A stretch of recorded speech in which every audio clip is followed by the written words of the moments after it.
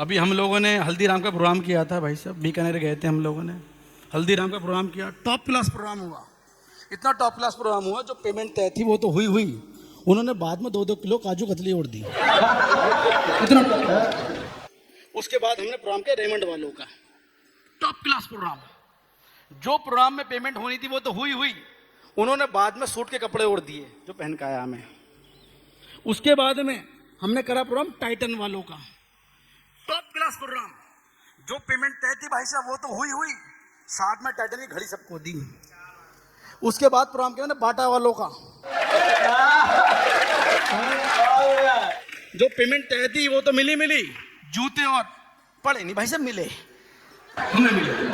आज minute club में फंसे हुए हैं, अगर प्रोग्राम टॉप क्लास हो गया हमें डर लग रहा है मिनट क्लब हमारे नाम ना कर देंगे। एक बार ताली वाली बजाओ भाई साहब। मैं बता दूं हम लोगों को वरदान प्राप्त है, वरदान प्राप्त है। जो लोग हमें मन से सुनते हैं और ताली बजाते हैं उनका प्रमोशन होना पक्का है, पक्का। देखो और समझ गए, अभी हमें पीछे पार्षद ने सुना, ताली बजाई, पार्षद ने सुना, टिकट मिल गया, विधायक बन गए। फिर विधायक ने हमें सुना, ताली बजाई, सांसद बन गए। फिर सांसद जी ने हमें सुना, ताली बजाई, मंत्री बन गए। ऐसा ही काम चलता रहा पिछले 10 सालों से। केजरीवाल हमें सुन रहे थे, ताली बजाते रहे। इसी साल हमें नहीं सुना, रेखा गुप्ता जी ने हमें सुन लिया, वो मुख्यमंत्री बन गए। इसीलिए हमारी बात पर गौर फरमाइए, थोड़ी थोड़ी खुशियां मनाइए।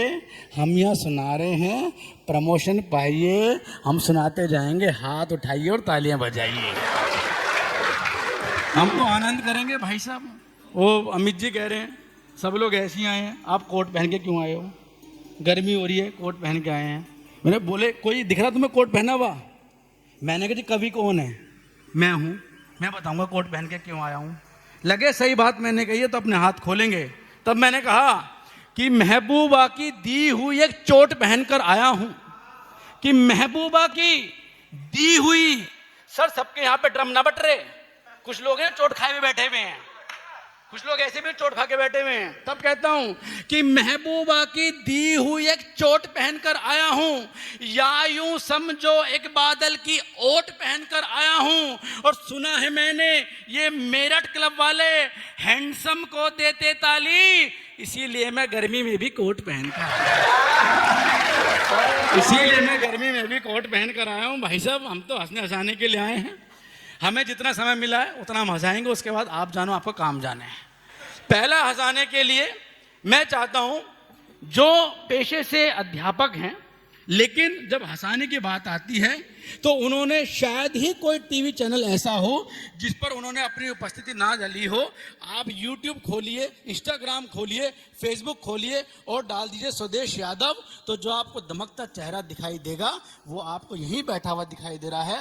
एक बहुत प्यारा लड़का जिसने बहुत कम समय में पूरे भारत देश की यात्रा कर ली। मैं बहुत अच्छी 4 पंक्ति से उन्हें बुलाना चाहता हूं कि किताबें वो होती हैं जो कम पन्नों में ज्यादा ज्ञान दे सकती हैं, किताबें वो होती हैं जो कम पन्नों में ज्यादा ज्ञान दे सकती हैं, जूती वो होती है जो खुद छोटी हो बड़ा इंसान उठा सकती है, गागर वो होता है जो खुद थोड़ा हो बड़ा सागर भर सकता है, मित्र वो होता है जो आगे बढ़ मित्र के कष्ट हर सकता है, पति वो होता है जो हर तरह की पत्नी के अत्याचार सह सकता है, और कवि वो होता है जो कम शब्दों में बड़ी बात कह सकता है।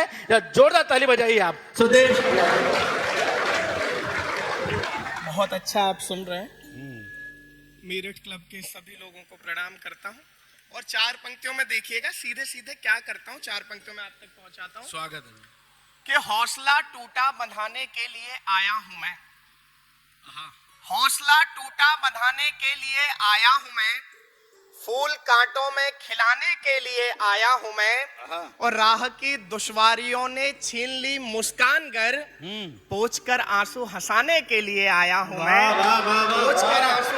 आपकी तालियां अभी कमजोर हैं, इनका घनत्व तो थोड़ा सा बढ़ाएंगे तो आनंद आएगा। लेकिन भैया बड़ा अच्छा मंच संचालन कर रहे हैं, व्यक्ति भी बड़े लाजवाब हैं। बहुत ही। अब आप कहोगे ऐसे कैसे मान लें?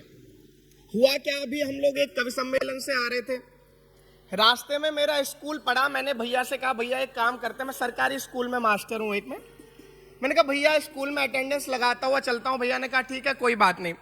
हम स्कूल में पहुंचे, भैया सीधे 8वीं क्लास में घुस गए। अब आपने देखा होगा कॉन्फिडेंस बड़ा भरपूर है भैया के अंदर और होशियारी दिखाने का शौक है। अब ये क्लास में गए, वहां पे इन्होंने एक बड़ा ही अटपटा सा एक सवाल किया। सवाल ऐसा था भाई साहब, बच्चे तो छोड़ो मास्टर भी सुन के घूम गए।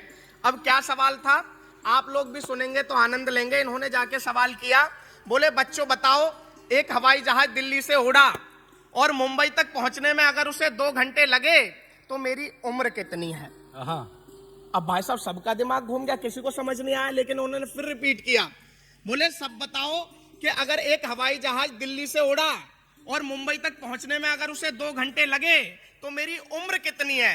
अब भाई साहब सरकारी स्कूल था, पीछे से एक बच्चे ने हाथ ऊपर कर दिया, बोला गुरुजी मैं बताऊंगा। इन्होंने कहा बता।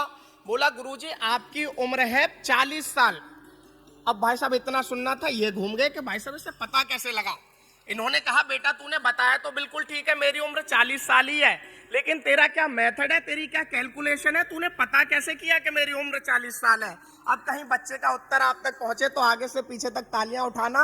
बच्चे ने कहा कि गुरुजी ना तो मेरा कोई मेथड है और ना ही मेरी कोई कैलकुलेशन है, मेरा तो बस इतना है कि मेरा घर में एक बड़ा भाई है और वो 20 साल का है और मोहल्ले वाले उसे आधा पागल कहते हैं।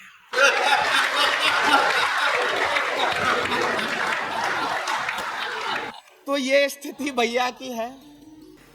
मेरे साथ एक समस्या है कि अगर मेरी कविता सुन के तालियां नहीं बजाओगे तो समस्या आपको होगी, और समस्या क्या होगी वो 4 पंक्तियों में पहुंचाता हूं, देखिएगा। स्वागत है भैया। कि मेरी बात ध्यान से न सुनी यदि आपने तो हंसी खुशी दोनों मुंह मोड़ चली जाएंगे।